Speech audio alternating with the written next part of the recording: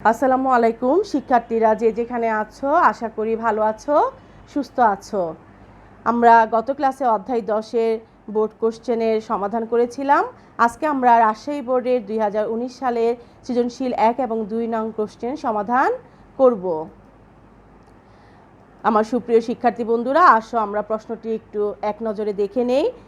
1 নম্বর প্রশ্নে বলা হয়েছে, নিচের রেওয়া মিলটি রাহাত ট্রেডার্সের হিসাব বহি থেকে নেওয়া হয়েছে। রাহাত ট্রেডার্সের রেওয়া মিল 30 জুন 2017 দেওয়া আছে। দেখো, ক্রয় 1 লক্ষ টাকা, বিক্রয় 2,85,000 টাকা, প্রাপ্য হিসাব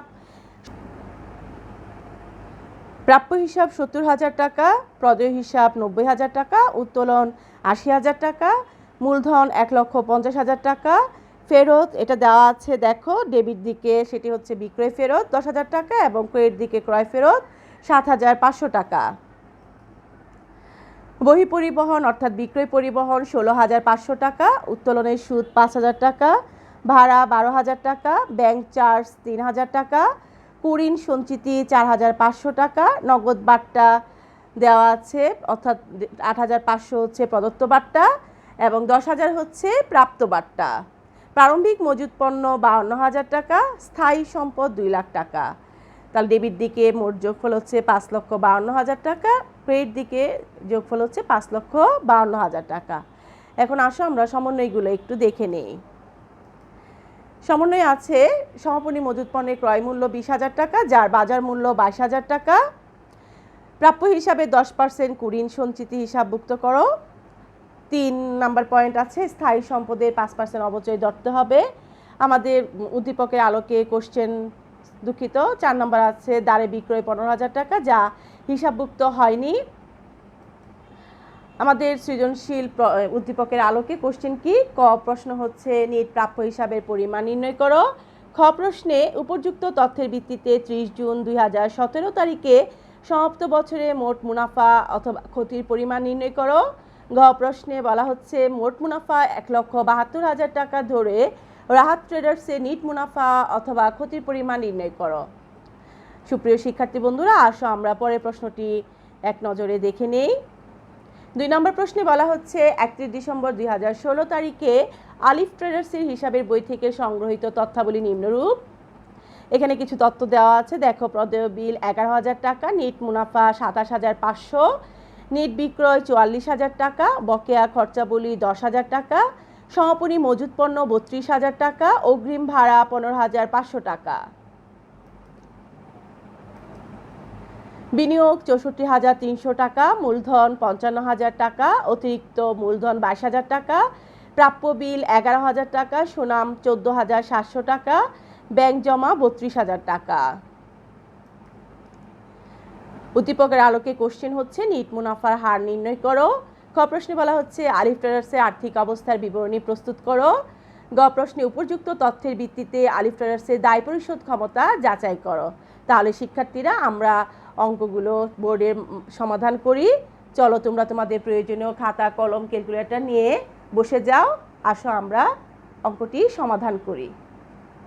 শিক্ষার্থী বন্ধুরা, তাহলে আসো আমরা অঙ্কটি সমাধান করি। আমাদের ক প্রশ্নে বলা হয়েছে, নিট প্রাপ্য হিসাবের পরিমাণ নির্ণয় করো। নিট প্রাপ্য হিসাবের পরিমাণ নির্ণয় করতে হলে আমাদের আগে কি জানতে হবে? প্রাপ্য হিসাবটা কি? প্রাপ্য হিসাব হচ্ছে দেনাদার হিসাব। বাকিতে পণ্য বিক্রয়ের ফলে এটি সৃষ্টি হয়।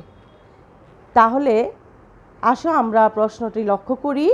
আমাদের প্রশ্নে প্রাপ্য হিসাব আছে রেওয়া মিলে 70,000 টাকা।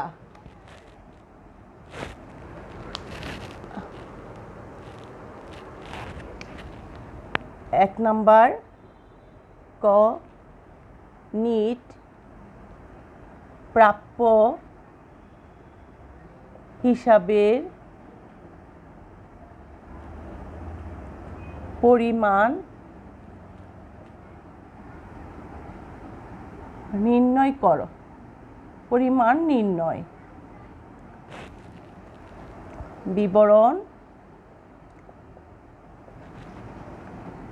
টাকা টাকা। প্রাপ্য হিসাব। প্রাপ্য হিসাব 70,000 টাকা।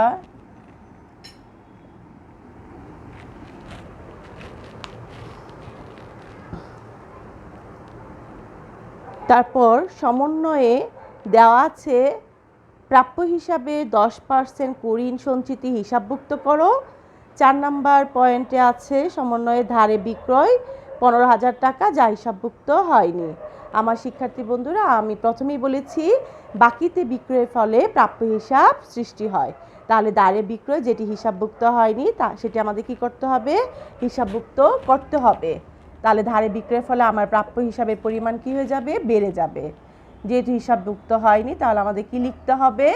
অলিখিত বিক্রয়।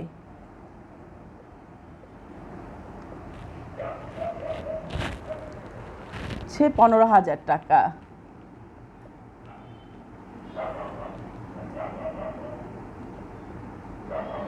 এই হচ্ছে আমাদের মোট প্রাপ্য হিসাব। এখন এটার উপর কি করতে হবে? 10% কুঋণ সঞ্চিতি হিসাবভুক্ত করতে হবে। কুঋণ সঞ্চিতিটা কি? কুঋণ সঞ্চিতিটা হচ্ছে প্রাপ্য হিসাবে এই টাকা পেতেও পারি, নাও পেতে পারি। আমরা কি করব? ক্ষতির সম্ভাবনা হলেই আমরা কি করব? হিসাবে অন্তর্ভুক্ত করব। কিন্তু লাভ যতক্ষণ না নিশ্চিত না হব ততক্ষণ আমরা লাভের কোনো হিসাব আনবো না। তাহলে এখানে কুঋণ সঞ্চিতি 10% মাইনাস কুঋণ সঞ্চিতি।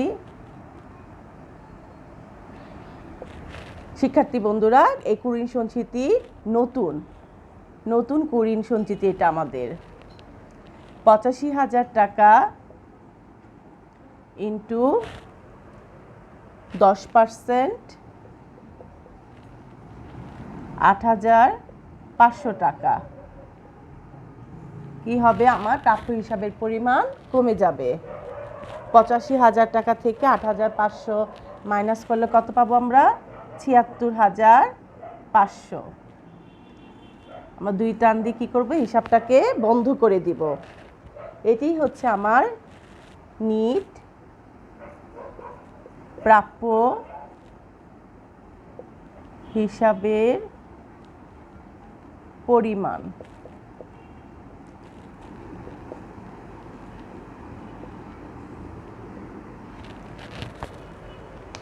তাহলে প্রাপ্য হিসাব 70,000 টাকা যোগ ধারে অলিখিত বিক্রয় কি হচ্ছে? যেটি লিপিবদ্ধ করা হয়নি 15,000 টাকা।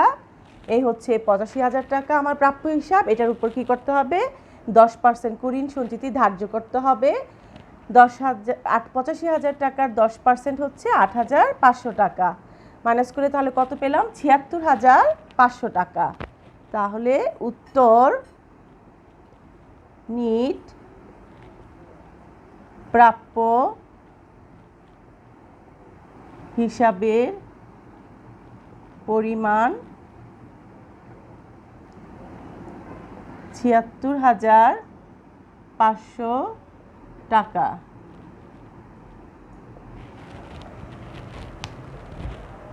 আমাদের পরের প্রশ্নে বলা হয়েছে উপযুক্ত তথ্যের ভিত্তিতে 30 জুন 2017 তারিখে সমাপ্ত বছরে মোট মুনাফা অথবা ক্ষতির পরিমাণ নির্ণয় করো। তাহলে আসো আমরা আমাদের প্রশ্নটি খেয়াল করি। তোমরা নিশ্চয়ই অঙ্কটি করেছ আমার সাথে সাথে। আমার জায়গা স্বল্পতার জন্য আমার বারবার বোর্ডটি মুছতে হয়।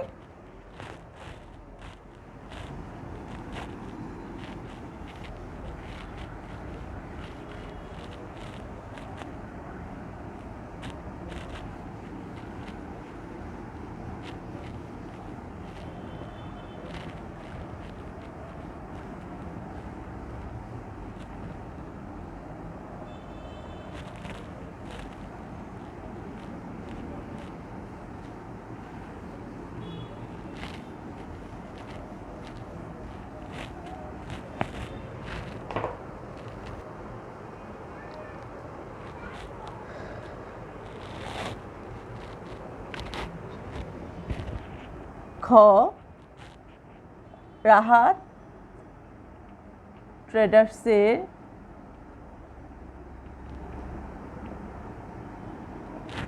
বিশদ আয় বিবরণী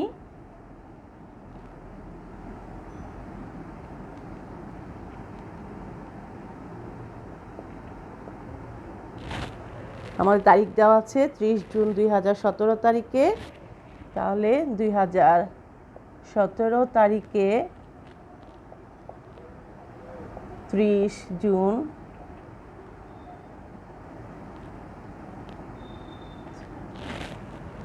তারিখে 30 জুন 2017 সালের 30 জুন তারিখে সমাপ্ত বছরের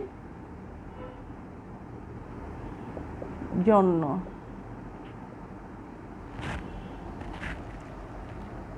বিবরণ টাকা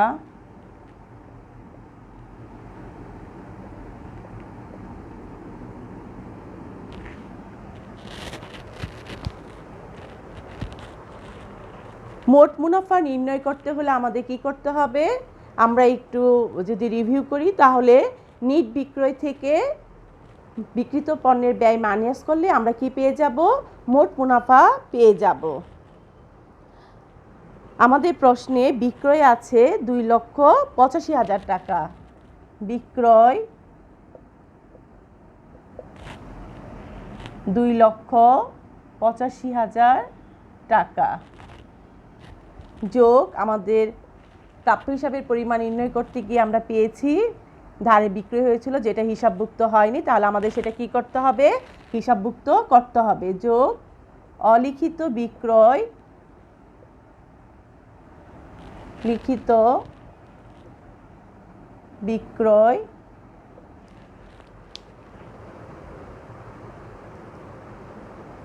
15,000 টাকা।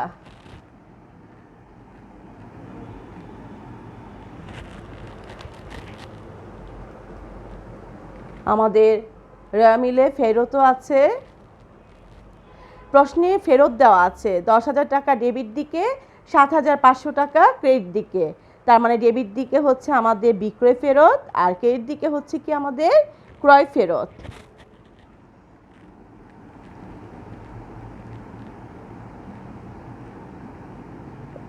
তাহলে 3 লাখ টাকা মাইনাস ফেরত 10,000 টাকা,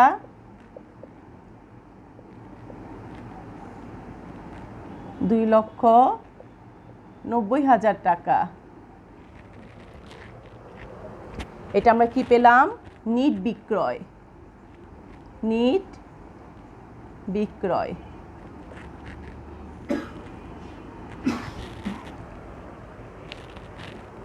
শিক্ষার্থী বন্ধুরা, আমরা বিক্রয়ের সাথে অলিখিত অর্থাৎ ধারে বিক্রয় যোগ করে ফেরত বিক্রয় ফেরতটা কি করেছি? মাইনাস করেছি। যদি এরকম হতো আমাদের বিক্রয়ের উপর বাট্টা অর্থাৎ কারবারি বাট্টা, সেটাও কি হতো? মাইনাস হতো। যেহেতু আমাদের অঙ্কে নেই, তাহলে আমাদের বিক্রয় সংক্রান্ত যে লেনদেনগুলো থাকবে সেগুলো যোগ বিয়োগ যা কিছু করে আমরা নিট বিক্রয়ের পরিমাণ বের করব। এখন আসো বিক্রিত পণ্যের ব্যয় আমরা বের করি। মাইনাস বিক্রিত পণ্যের ব্যয়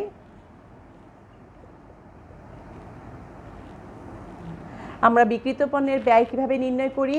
প্রারম্ভিক মজুত পণ্যের সাথে প্রত্যক্ষ খরচগুলো যোগ করে সমাপনী মজুত পণ্য মাইনাস করে তারপর আমরা বিক্রিত পণ্যের ব্যয় পাই। তাহলে আমাদের প্রারম্ভিক মজুত পণ্য কত দেওয়া আছে রেওয়া মিলে? 52,000 টাকা। প্রারম্ভিক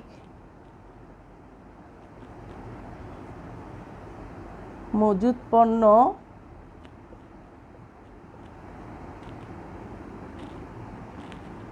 52,000। ক্রয়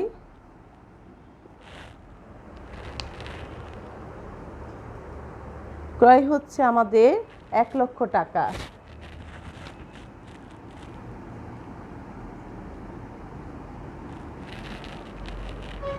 আমাদের ফেরত আছে, ক্রয় ফেরত আছে 7,500 টাকা। তাহলে মাইনাস করতে হবে, ফেরত আসলে কি হবে, ক্রয় করার পর যখন পণ্য কোনো কারণে ফেরত দেওয়া হবে তখন আমার ক্রয়ের পরিমাণ কমে যাবে, এই জন্য মাইনাস করতে হবে। মাইনাস, যেহেতু আমাদের প্রশ্নে শুধু ফেরত দেওয়া আছে তাহলে আমরা আর ক্রয় ফেরত লিখব না, শুধু ফেরত লিখব। ফেরত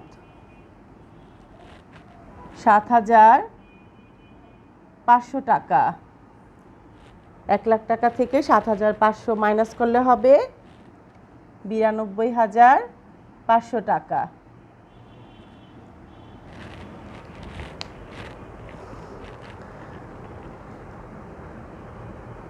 প্রশ্নে আমাদের কোনো প্রত্যক্ষ খরচ নেই, তাহলে আমরা এই দুটো যোগ করব, 52,000, 92,500,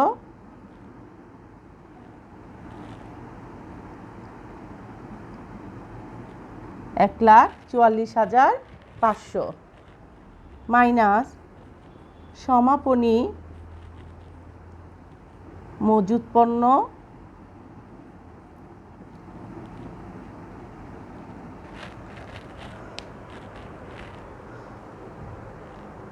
আমাদের সমন্বয়ে সমাপনী মজুত পণ্য ক্রয় মূল্য দেওয়া আছে 20,000 টাকা, যার বাজার মূল্য 22,000 টাকা। আমরা কি জানি, সমাপনী মজুত পণ্যের ক্রয় মূল্য এবং বাজার মূল্য থেকে যেটি কম আমরা সেটি অন্তর্ভুক্ত করব, কারণ এটা কিসের ভিত্তিতে করব, রক্ষণশীলতা নীতির ভিত্তিতে। আমরা এই অঙ্কের ক্লাসগুলোর আগে কিছু ক্লাস নিয়েছিলাম, সেখানে আমি নীতিগুলো তোমাদের সাথে আলোচনা করেছিলাম। তাহলে আমরা এখন কি করব, যেটি কম 20,000 টাকা আমরা সেটি এখানে কাজ করব। 20,000 টাকা মাইনাস করলে 1,24,500 টাকা।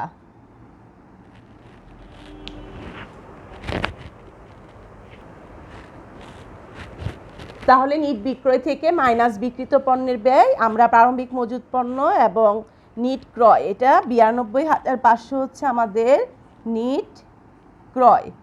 নিট ক্রয় এর সাথে কি প্রত্যক্ষ খরচগুলো থাকলে যোগ করতাম, যেহেতু আমাদের অঙ্কে কোনো প্রত্যক্ষ খরচ নেই এই জন্য আর কিছু আসেনি। 52,000, 92,500 যোগ করে হচ্ছে 1,44,500। সেখান থেকে সমাপনী মজুত পণ্য দুইটি দেওয়া ছিল, একটি ক্রয় মূল্য এবং বাজার মূল্য, যেটি কম আমরা সেটি অন্তর্ভুক্ত করেছি, করে মাইনাস করে 1,24,500। এই হচ্ছে আমাদের বিক্রিত পণ্যের ব্যয়। তাহলে এখন কি করতে হবে, নিট বিক্রয় থেকে বিক্রিত পণ্যের ব্যয় মাইনাস করলে আমরা মোট মুনাফা পেয়ে যাব।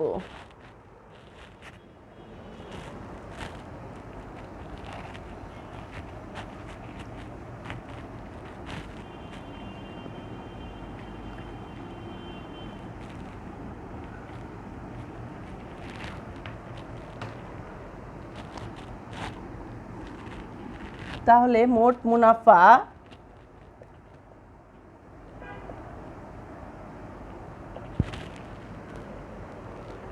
হচ্ছে আমাদের 1,65,500, বা 2 দাগ দিয়ে হিসাবটাকে বন্ধ করে দেব। শিক্ষার্থী বন্ধুরা, তোমরা দেখতে পাচ্ছ এখানে আর জায়গা নেই, এজন্য আমি মোট মুনাফাটা এখানে উপরে লিখে দিলাম। তাহলে তোমরা বুঝতে পেরেছো কিভাবে মোট মুনাফাটা নির্ণয় করতে হবে। এখন আমরা পরের প্রশ্নে যাব। পরের প্রশ্নে বলা হয়েছে মোট মুনাফা 1,72,000 টাকা ধরে রাহাত ট্রেডার্সের নিট মুনাফা অথবা ক্ষতির পরিমাণ নির্ণয় করো। প্রশ্নে যখন মোট মুনাফা দেওয়া থাকবে তখন আমরা ওই মোট মুনাফা দিয়ে কাজ করব। আমরা যে উত্তরে 1,65,500 পেয়েছি এটি দিয়ে আমরা কোনো কাজ করব না, যেহেতু এখানে গ প্রশ্নে বলে দেওয়া আছে মোট মুনাফা 1,72,000 টাকা ধরে, তাহলে আমরা 1,72,000 টাকা ধরে এখন নিট মুনাফা নির্ণয় করব।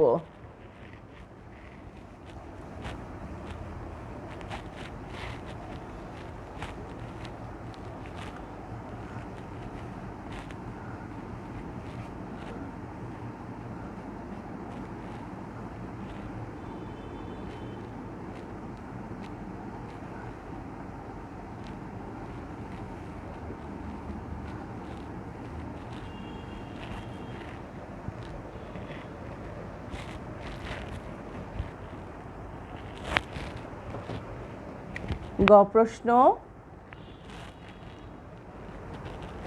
মোট মুনাফা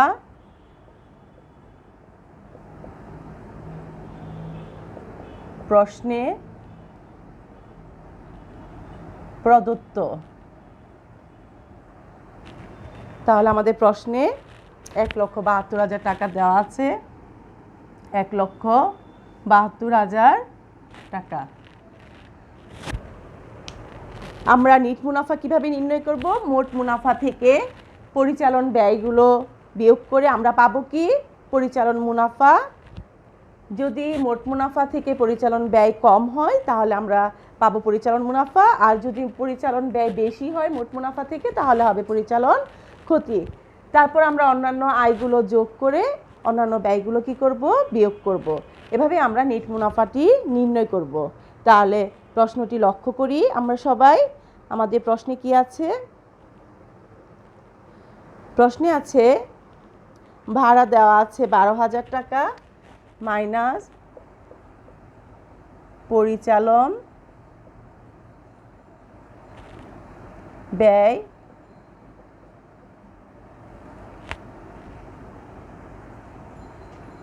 ভাড়া 12,000 টাকা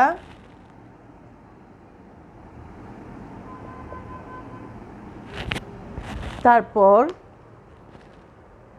আছে বহি পরিবহন। বহি পরিবহন অর্থাৎ বিক্রয় পরিবহন। বহি পরিবহন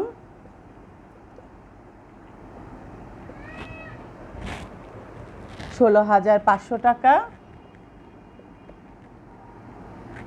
কারবার পরিচালনা করতে যে খরচগুলো হবে সেগুলোই হচ্ছে আমাদের পরিচালন ব্যয়। তারপর আছে নগদ বাট্টা। শিক্ষার্থী বন্ধুরা, নগদ বাট্টা আমাদের ডেবিট দিকে এবং ক্রেডিট দিকে দেওয়া আছে। ডেবিট দিকে হচ্ছে আমাদের প্রদত্ত বাট্টা অর্থাৎ খরচ, এবং ক্রেডিট দিকে হচ্ছে প্রাপ্ত বাট্টা অর্থাৎ আয়। নগদ বাট্টাটা কি আমরা আগেও জেনেছি, তারপরে একটু বলছি। নগদ বাট্টা হচ্ছে বাকিতে পণ্য ক্রয় বিক্রয়ের সময় দেনাদার এবং পাওনাদারের টাকা দ্রুত নিষ্পত্তির জন্য যে ছাড় দেওয়া বা পাওয়া হয় সেটি হচ্ছে আমাদের নগদ বাট্টা। তাহলে প্রদত্ত নগদ বাট্টা হচ্ছে আমাদের 8,500 টাকা। প্রদত্ত নগদ বাট্টা 8,500 টাকা। তারপর হচ্ছে আমাদের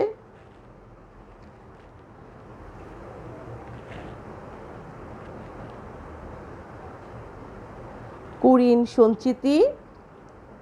এখানে রেওয়া মিলে কুরিন সঞ্চিতি দেওয়া আছে 4,500 টাকা। তার মানে রেওয়া মিলে যেটি সেটি হচ্ছে পুরাতন। আর আমরা সমন্বয়ে যে কাজটি করেছিলাম নিট প্রাপ্য হিসাবের পরিমাণ যখন বের করেছিলাম সেখানে আমরা পেয়েছিলাম কুরিন সঞ্চিতি, সেটি হচ্ছে আমাদের কুরিন সঞ্চিতি আমরা পেয়েছিলাম 8,500 টাকা। তাহলে নতুন কুরিন সঞ্চিতি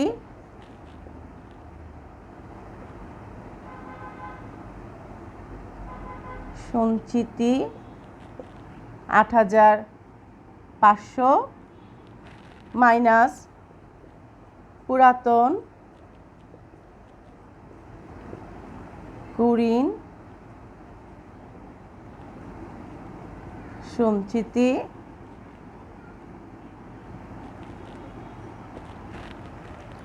হচ্ছে আমাদের 4,500।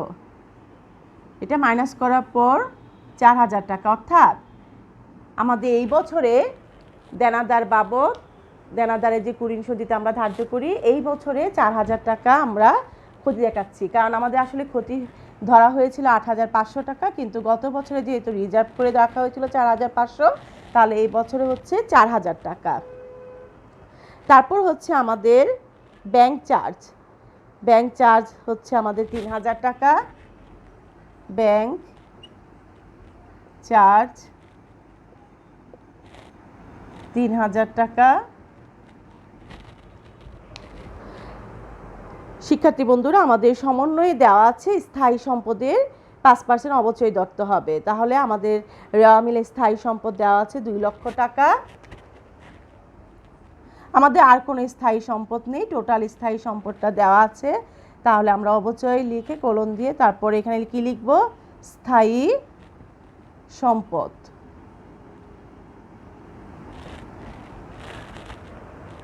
৳2,00,000 5% হচ্ছে আমাদের 10,000 টাকা।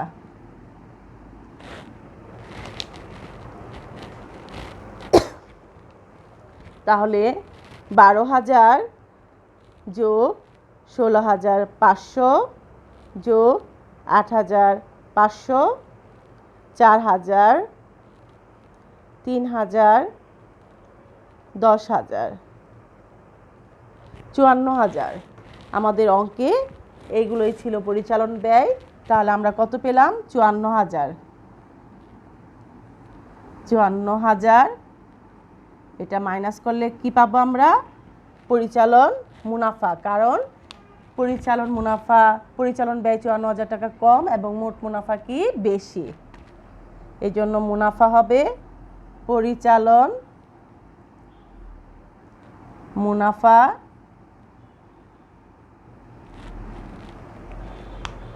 1,00,000 মাইনাস 1,72,000 1,18,000 টাকা। 1,18,000 টাকা।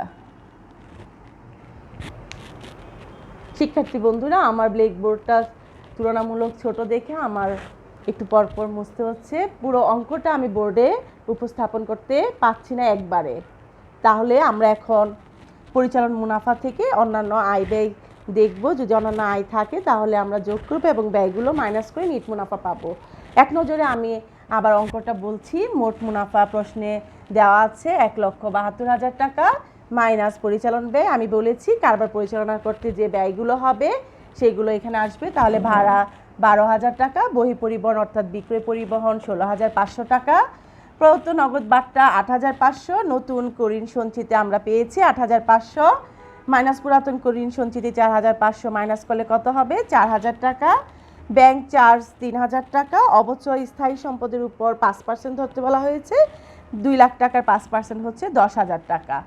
এই পরিচালন ব্যয় 54,000 টাকা। মোট মুনাফা থেকে পরিচালন ব্যয় মাইনাস করলে আমরা পেলাম পরিচালন মুনাফা 1,18,000 টাকা।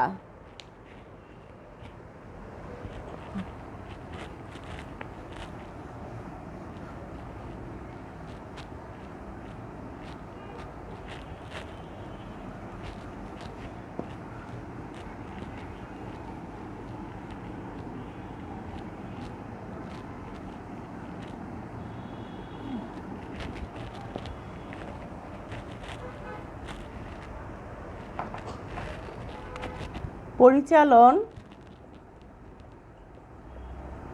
মুনাফা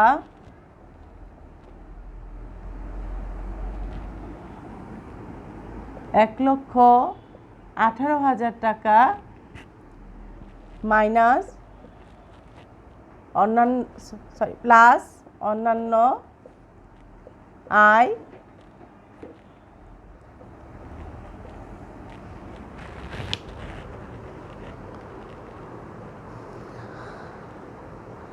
আমাদের প্রশ্নে অন্যান্য আয় আছে নগদ বার্তা, যেটি প্রাপ্ত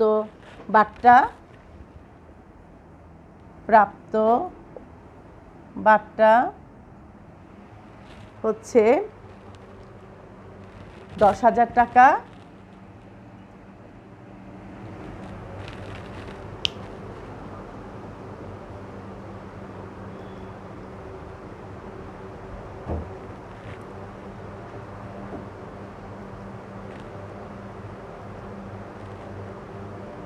উত্তোলনের সুদ,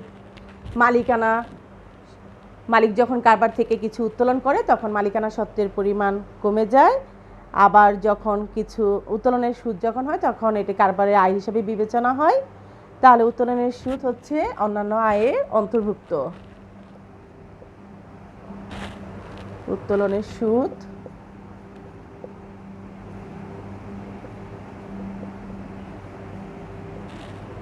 5,000 টাকা হচ্ছে 15,000 টাকা।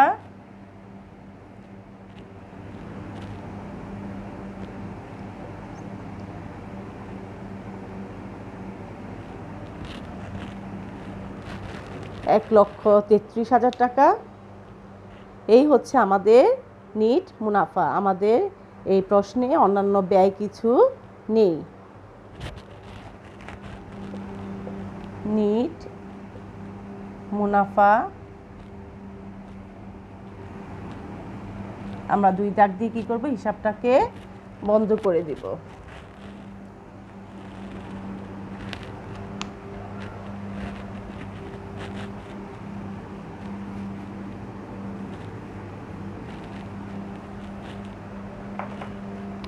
উত্তর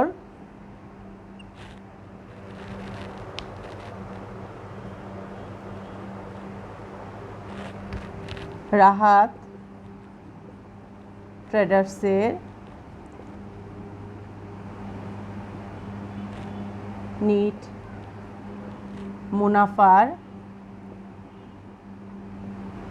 পরিমাণ 1,33,000 টাকা।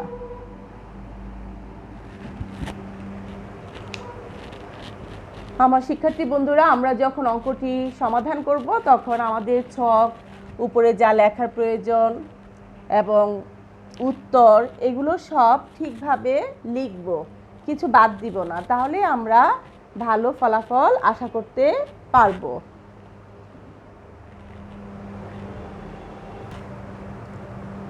শিক্ষার্থী বন্ধুরা, আমরা চেষ্টা করছি অঙ্কগুলো আমি চেষ্টা করছি সমাধান করে তোমাদের অঙ্কগুলো বোঝানোর জন্য। আশা করছি তোমরা বুঝতে পারছো। তাহলে আসো আমরা সৃজনশীল 2 নম্বরে যাই।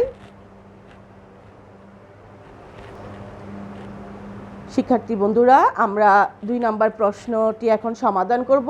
আমাদের 2 নম্বর প্রশ্নে কয়ে বলা হয়েছে নিট মুনাফার হার নির্ণয় করো। আমরা জানি নিট মুনাফার হার নির্ণয়ের সূত্রটি। তাহলে 2 এর ক, নিট মুনাফার হার নির্ণয়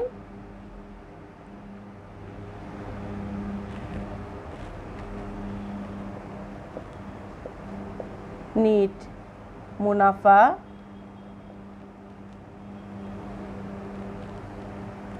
নিট বিক্রয়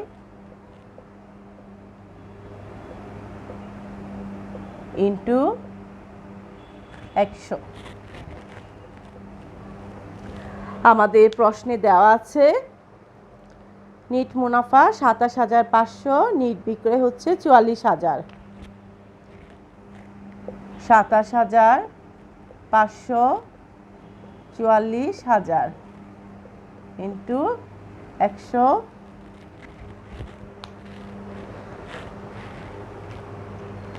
27,500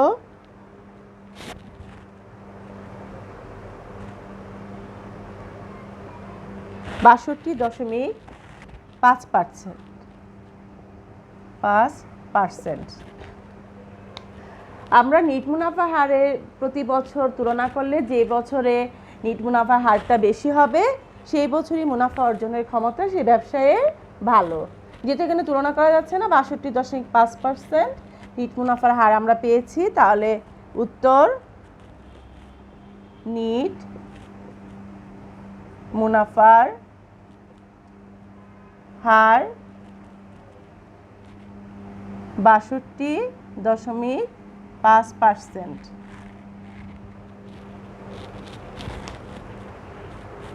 আমাদের খ প্রশ্নে বলা হয়েছে আলিফ ট্রেডার্সের আর্থিক অবস্থার বিবরণী প্রস্তুত করো।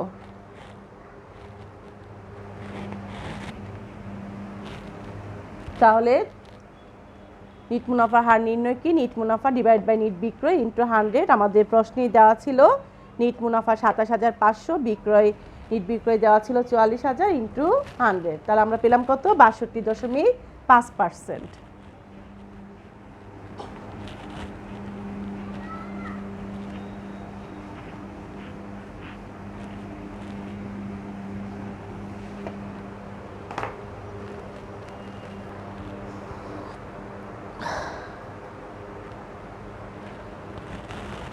আলিফ ট্রেডার্সের খ প্রশ্ন, আলিফ ট্রেডার্সের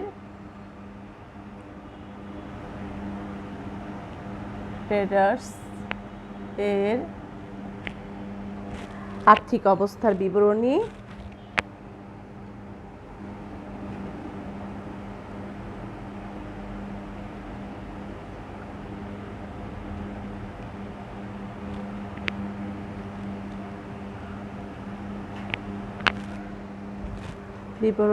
আমাদের তারিখ হচ্ছে 2016 তারিখের 31 ডিসেম্বর 2016 সালের 31 ডিসেম্বর তারিখের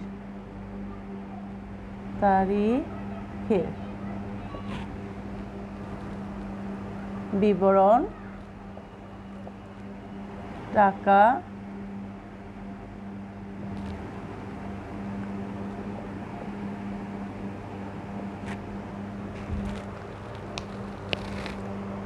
আমরা এর আগের ক্লাসেও আর্থিক অবস্থা বিবরণী করেছিলাম। আমরা সম্পদগুলোকে আগে বিভিন্ন শ্রেণীর সম্পদগুলোকে লিখে মোট সম্পদের পরিমাণ নির্ণয় করব এবং দায় ও মালিকানা সত্ত্ব নির্ণয় করব।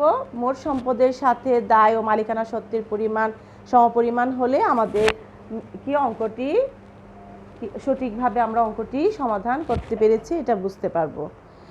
এবং এই আর্থিক অবস্থা বিবরণীটি কিসের? আমাদের সমীকরণ A=L+O এর প্রভাব। তাহলে আমাদের সম্পদে প্রথম কি আসবে? স্থায়ী সম্পদ। আমাদের প্রশ্নে স্থায়ী সম্পদ দেওয়া আছে সুনাম 14,700, স্থায়ী সম্পদ সুনাম হচ্ছে আমাদের 14,700। আমাদের প্রশ্নে আর কোনো স্থায়ী সম্পদ নেই, এই জন্য আমরা সরাসরি বসালাম। তারপর হবে আমাদের দীর্ঘমেয়াদী বিনিয়োগ। দীর্ঘমেয়াদী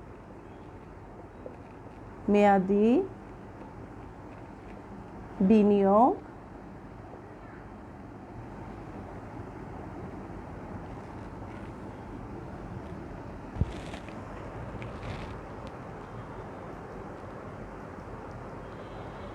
আছে আমাদের 64,300 টাকা। বিনিয়োগ 64,300।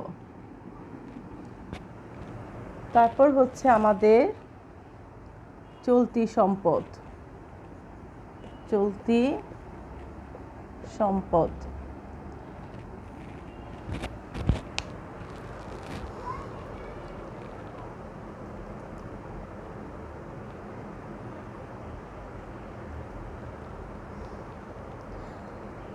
সম্পদ আমাদের আছে ব্যাংকে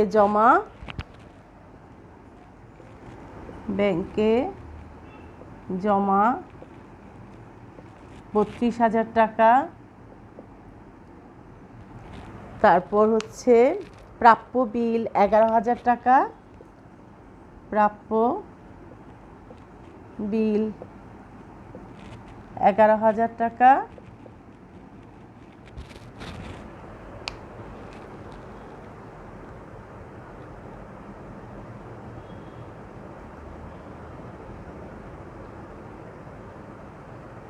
অগ্রিম ভাড়া, খরচ অগ্রিম কি?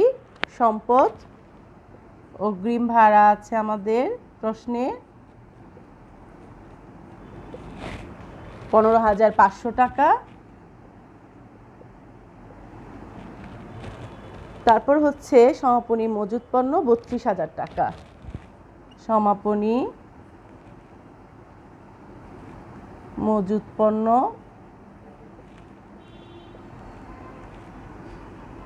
32,000 টাকা। আমাদের প্রশ্নে আর কোনো চলতি সম্পদ নেই।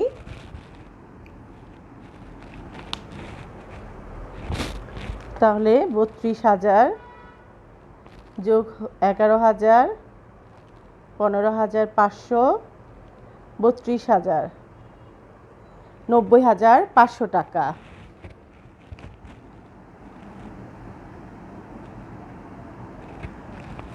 আমরা এর আগে ক্লাসে আরেকটি সম্পদ পেয়েছিলাম, সেটি হচ্ছে অলীক সম্পদ, অর্থাৎ বিলম্বিত বিজ্ঞাপন, প্রাথমিক খরচ, এগুলো হচ্ছে অলীক সম্পদের উদাহরণ।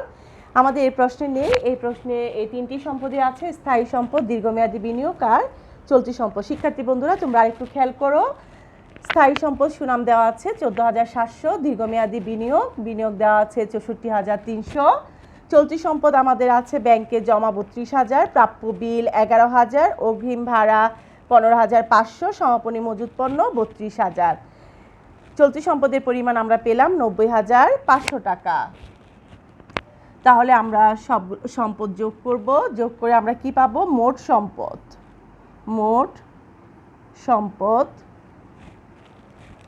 ৯০,৫০০ সাথে আমরা ৬৪,৩০০ যোগ ১৪,৭০০, ১,৬৯,৫০০ পেলাম। ১,৬৯,৫০০ টাকা।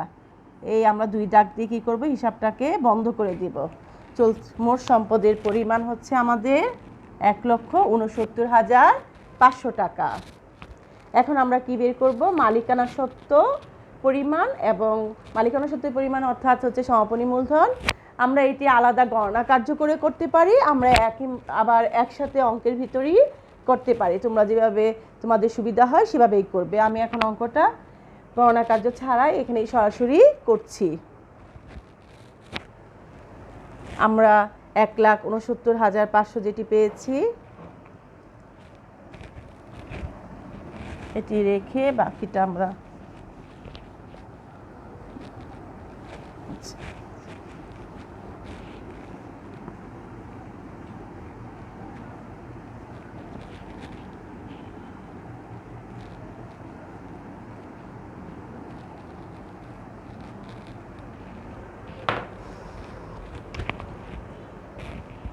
মালিকানা সত্ত্ব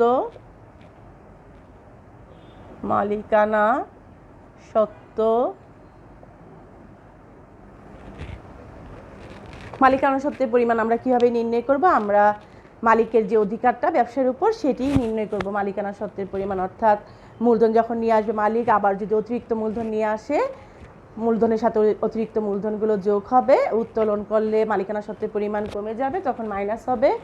মুনাফা হলে মালিকানা সত্ত্বের পরিমাণ বেড়ে যাবে, কারণ মুনাফার উপর মালিকের দাবি। তখন আবার প্লাস করব। যদি কোনো আয়কর থাকে তাহলে সেই আয়করটা মাইনাস করতে হবে, আর কোনো কিছু সঞ্চিতি থাকলে রিজার্ভ মুনাফার অংশ, তাহলে সেখানে আমরা কি করব? যোগ করব। এভাবে আমরা মালিকানা সত্ত্বের পরিমাণটা নির্ণয় করব। আমরা এখন দেখব আমাদের প্রশ্নে কি আছে। আমাদের প্রশ্নে নিট মুনাফা দেওয়া আছে ২৭,৫০০, এখানে মূলধন দেওয়া আছে ৫৫,০০০, অতিরিক্ত মূলধন দেওয়া আছে ২২,০০০। উত্তোলন সম্পর্কে কিছু বলা নেই। তাহলে শিক্ষার্থীরা চলো আমরা লিখি। মূলধন হচ্ছে ৫৫,০০০, মূলধন ৫৫,০০০ যোগ অতিরিক্ত মূলধন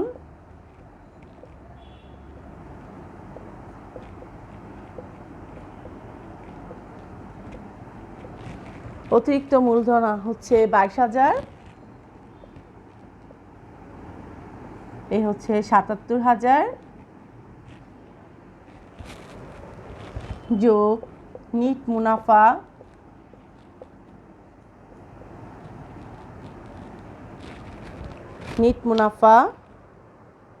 প্রশ্নে দেওয়া আছে আমাদের কত? ২৭,৫০০। ২৭,৫০০। তাহলে আমাদের উত্তোলন যেহেতু নাই, এই জন্য আর মাইনাস হলো না। মালিকানা সত্ত্ব পেলাম কত? আমরা মালিকানা সত্ত্বের পরিমাণ পেলাম ০,৭৭১৪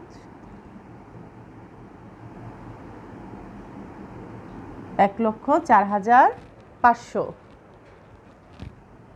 এটা হচ্ছে আমাদের মালিকানা সত্ত্বের পরিমাণ, অথবা আমরা কি বলতে পারি, সমাপনী মূলধন। তারপর হচ্ছে আমাদের দায় সমূহ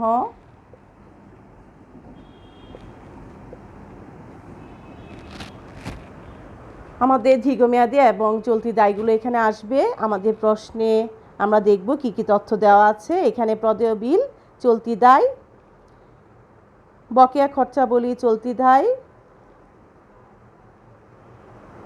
এখানে আর কিছু নেই, দীর্ঘমেয়াদী কোনো ঋণ এরকম কিছু নেই, তাহলে আমাদের এই দুটি আসবে। প্রদেয় বিল 11,000 টাকা, প্রদেয় বিল, তাহলে দায়সমূহ লিখে আমরা তাহলে আগে কি লিখে নিব, এগুলো কি, চলতি দায়, চলতি দায়, প্রদেয় বিল,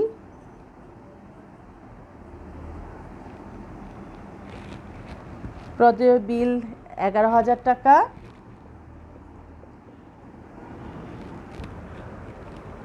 বকেয়া খরচাবলী আছে 10,000 টাকা, বকেয়া খরচা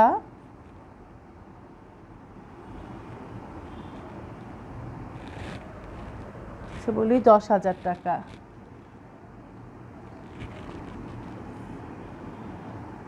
$21,000 টাকা,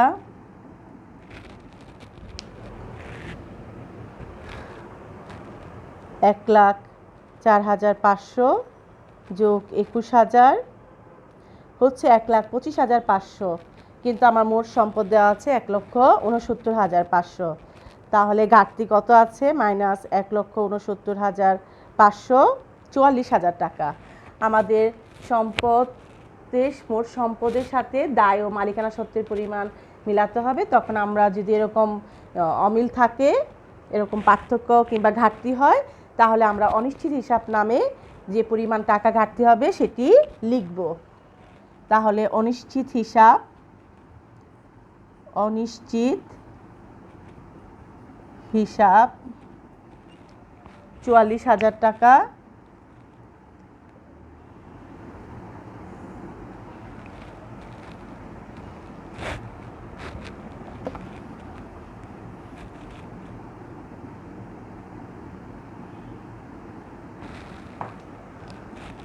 $1,69,500 টাকা।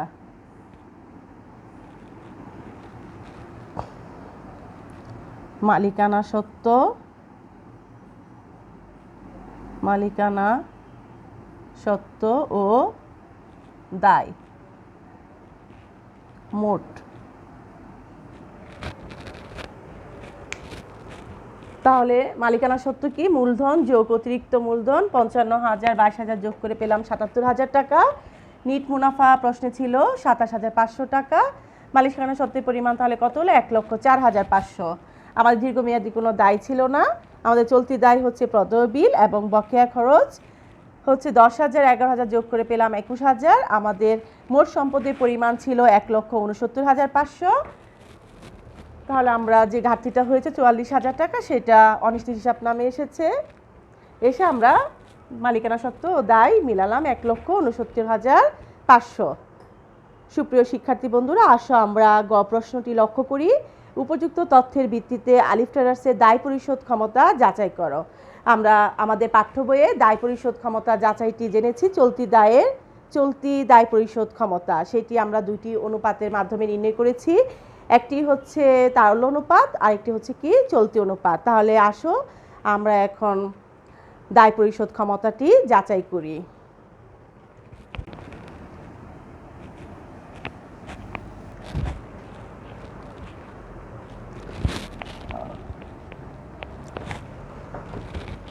দুইয়ের গ,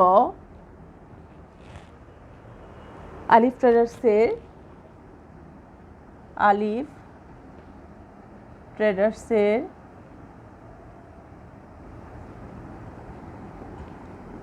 দায় পরিশোধ ক্ষমতা যাচাই নির্ণয়।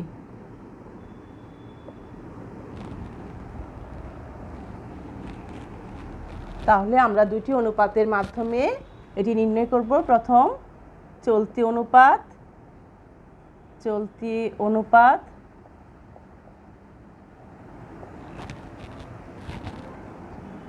নির্ণয়।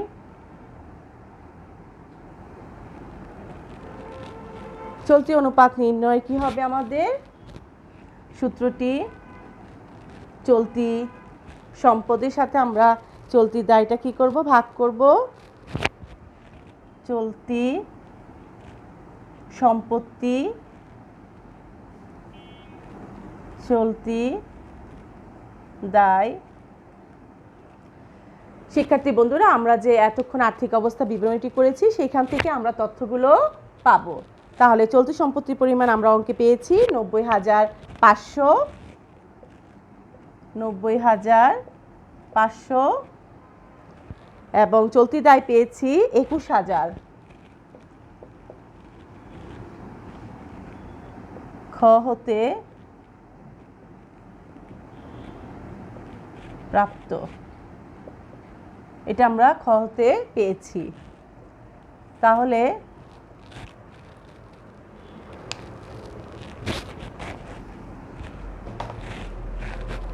90,500 ভাগ হচ্ছে 21,000, 4.309।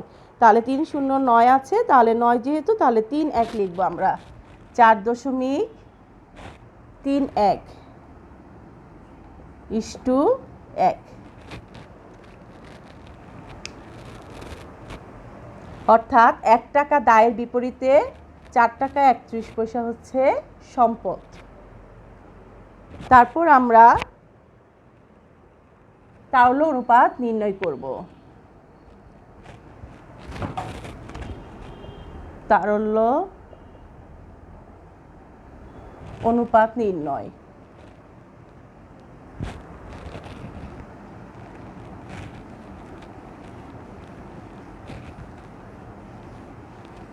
এখানে কি হবে? চলতি সম্পত্তি থেকে কি করতে হবে? বিয়োগ করতে হবে কি? সমাপনী মজুদ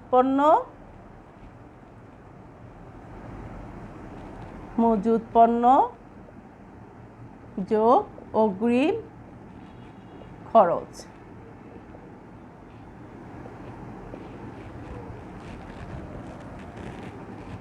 চলতি দায়।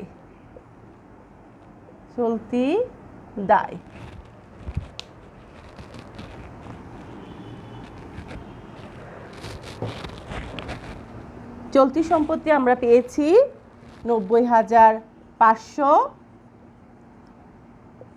সমাপনী মজুদ পণ্যের পরিমাণ 32,000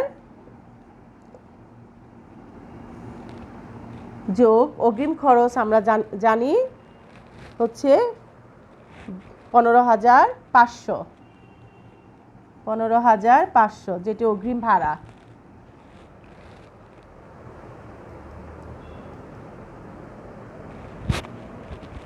চলতি দায়িত্ব আমরা প্রশ্নের উত্তরে পেয়েছি, সেটি হচ্ছে 21,000। আমরা সরাসরি লিখতে পারি, আবার বিশ্লেষণ করেও লিখতে পারি। খ হতে প্রাপ্ত।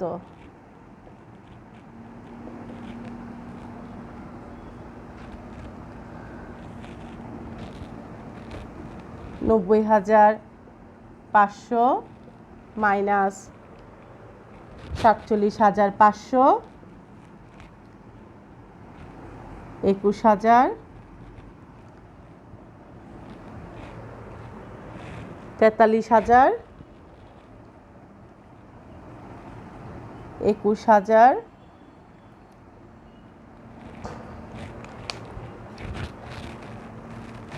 43,000, ভাগ 21,000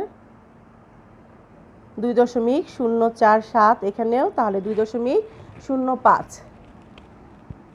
2.05:1 এই হচ্ছে আমাদের তারল্য অনুপাত। আমরা জানি চলতি অনুপাতের আদর্শ মান হচ্ছে 2:1 এবং তারল্য অনুপাতের আদর্শ মান হচ্ছে 1:1, অর্থাৎ চলতি অনুপাতের 2:1 হচ্ছে চলতি দায় 1 টাকার বিপরীতে চলতি সম্পদ হচ্ছে 2 টাকা, আর তারল্য অনুপাতের ক্ষেত্রে হচ্ছে তারল্য দায় থেকে চলতি দায়ের হচ্ছে 1 টাকার বিপরীতে সম্পদ হচ্ছে 1 টাকা।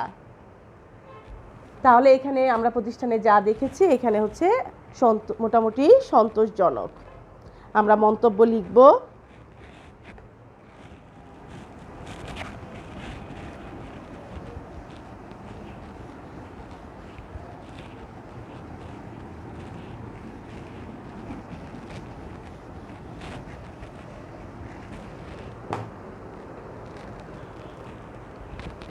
তাহলে আমরা কি লিখব? উত্তর, আলিফ ট্রেডার্সের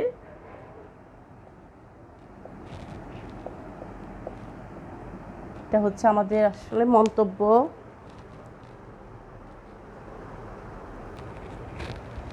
আলিফ ট্রেডার্সের দায় পরিশোধ ক্ষমতা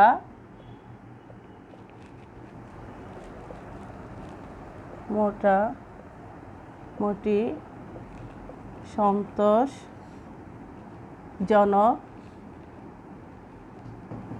শিক্ষার্থী বন্ধুরা, যখন আদর্শ মান হবে তখন পুরোপুরি সন্তোষজনক। আমাদের এটি 3 নম্বর। এটা আমাদের মোটামুটি সন্তোষজনক। আমরা জানি কি চলতি অনুপাতের আদর্শ মান 2:1 এবং তারল্য অনুপাতের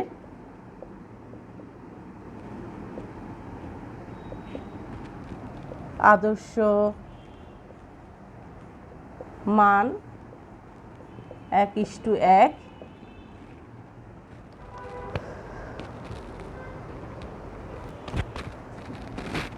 এক্ষেত্রে প্রতিষ্ঠানের অর্জিত মান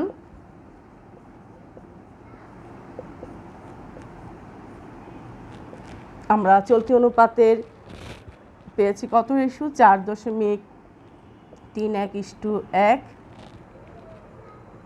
এবং 2.05:1। শিক্ষার্থী বন্ধুরা, আমরা পর্যায়ক্রমে 2019 সালের রাজশাহী বোর্ডের 1 এবং 2 নাম্বার প্রশ্নটি সমাধান করেছি। আমি আশা করব তোমরা অঙ্কটি বুঝতে পেরেছো। বাসায় আবার তোমরা নিজেরা প্র্যাকটিস করবে। তাহলে শিক্ষার্থী বন্ধুরা, তোমরা বাসায় ভালো থাকবে, সুস্থ থাকবে, অবশ্যই স্বাস্থ্যবিধি মেনে চলবে। আল্লাহ হাফেজ।